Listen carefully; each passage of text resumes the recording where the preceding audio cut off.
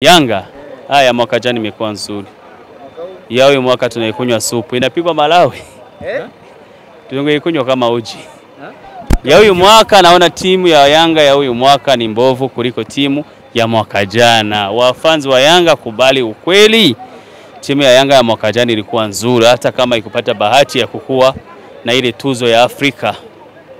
Nikuambia kwamba Yanga ni bora nyumbani kuliko Afrika, lakini Simba iko na bahati kitoka nje.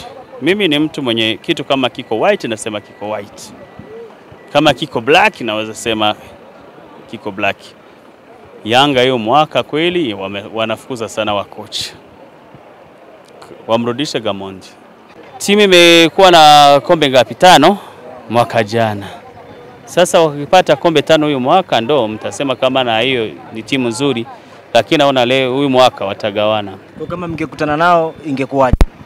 Naweza sema kwamba Yanga kwenye michezo ya Afrika ni wazuri sana, wangetupiga. Kwa kisasa juu hatuko na wachezaji walitoka kwenye daraja la pili.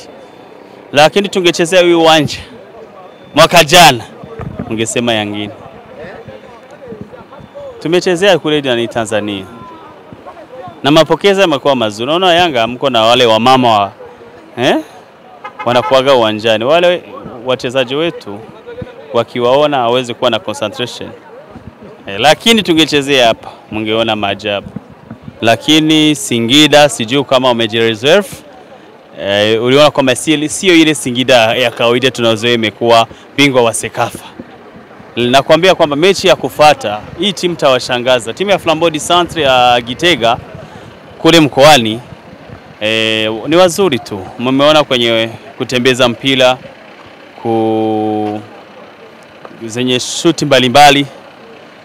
Unaona kwamba timu ya Singida imepata shida sana kupitia hii timu ya Flambeau. So wewe unadhani itakuwaje katika mechi ya marudiano Tanzania? Mechi ya marudiano naweza patia sifa timu ya Singida.